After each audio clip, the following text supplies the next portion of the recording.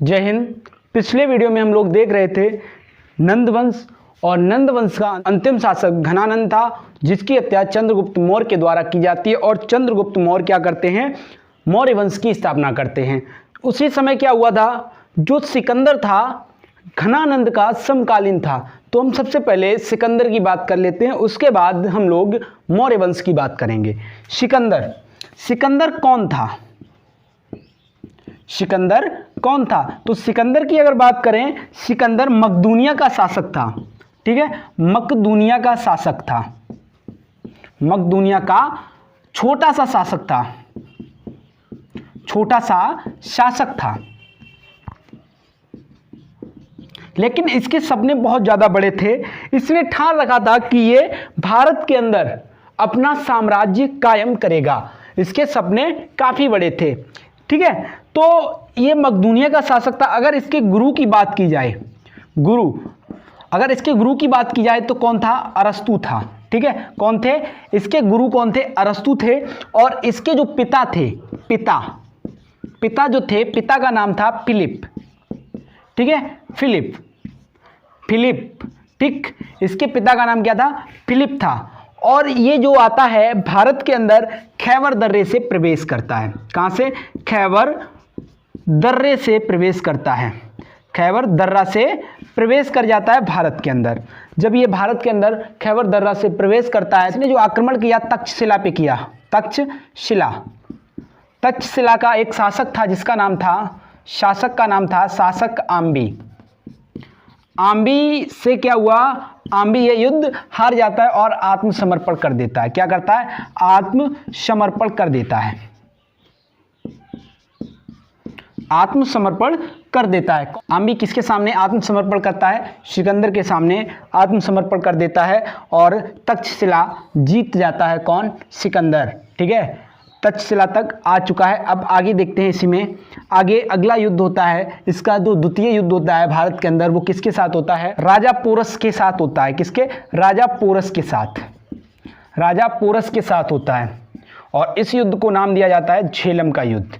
क्या? झेलम का युद्ध। झेलम का युद्ध।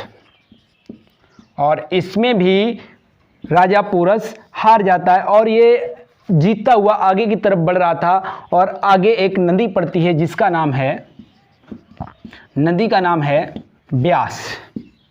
उस समय क्या था? ब्यास नदी में बहुत ज़्यादा पानी होने के कारण और पत्थरों से जब पानी टकराता तो आवाज़ बहुत ज़्यादा हो जाती है। और ब्यास नदी में सबसे अधिक पत्थर पाए जाते हैं। तो यहाँ पे पत्थरों द्वारा पानी टकराव होने के कारण नदी से बहुत ज़्यादा आवाज़ निकल रही थी। और ये जो आवाज़ निकल रही थी, इससे इसकी सेना डर जाती है और इसकी सेना ब्यास नदी को पार करने से मना कर देती है। क्या करती है? ब्यास नदी को पार करने से मना कर देती है। और उसका जो सेनापति होता है, सिकंदर का सेनापति सेल्यूकस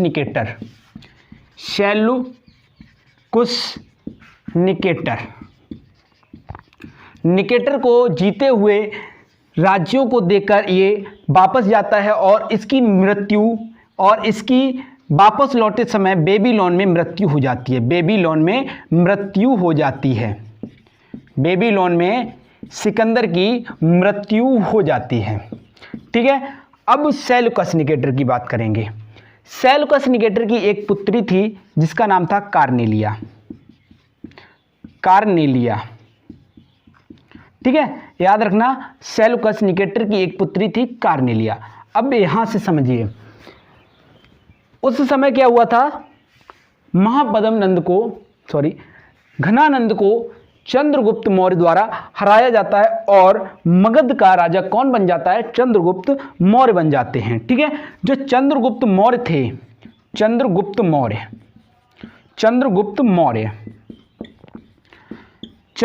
मौर्य जो थे, इन्होंने अपने गुरु चाणक्य की सहायता से सेल्यूकस निकेटर पर आक्रमण कर दिया, जिसमें सेल्यूकस निकेटर हार जाता है। हारने पर सेल्यूकस निकेटर क्या करता है? कार्नेलिया की शादी चंद्रगुप्त मौर्य के साथ कर दी जाती है। और इस शादी को पहली अंतर्राष्ट्रीय शादी बताया जाता है। इतिहास के अनुसार चंद्रगुप्त की जो शादी हुई थी वो प्रथम अंतर्राष्ट्रीय शादी थी। ठीक है, क्या थी? प्रथम अंतर्राष्ट्रीय शादी थी। ठीक है, चलिए आगे देखते हैं इसी में। ठीक है, सिकंदर जब वापस लौट रहा था उसी समय ये भारत में दो नगरों की स्थापना करता है। क्या करता है? 2 नगरों की स्थापना। कौन कौन से नगर थे? नंबर 1 बहुकेपला, ये अपने प्रिय घोड़े के नाम पर एक नगर की स्थापना करता है, बहुकेपला, प्रिय घोड़े के नाम पर, प्रिय घोड़े के नाम पर।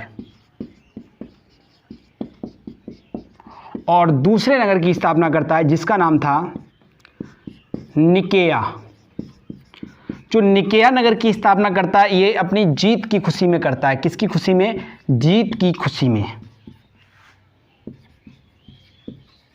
जीत की खुशी में ये निकेया नामक नगर की स्थापना करता है। उसके बाद सिकंदर के आक्रमण के बाद गांधार शैली का विकास होता है। भारत के अंदर गांधार शैली का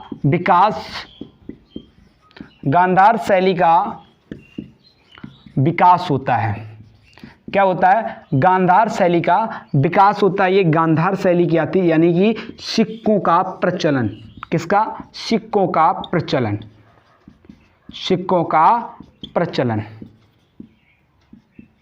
बात समझ गए? सिक्कों का प्रचलन, गांधार शैली की विकास होता है। क्या होता है? गांधार शैली का विकास होता है। किसके समय? सिकंदर के आक्रमण के समय। ठीक है, जब आक्रमण करता है उसी समय क्या होता है? गांधार शैली का विकास होने लगता है। तो चलिए, इस प्रकार सिकंदर से बनने वाले सारे प्रश्न हम लोगों ने क्लियर कर लिए इस वीडियो में। और ऐसे इंटरेस्टिंग वीडियो देखने के लिए हमारे चैनल एग्जाम मस्ती बाय सौरभ को सब्सक्राइब कीजिए। ठीक है दोस्तों, मिलते हैं नेक्स्ट वीडियो में। तब तक के लिए नमस्कार, जय हिंद।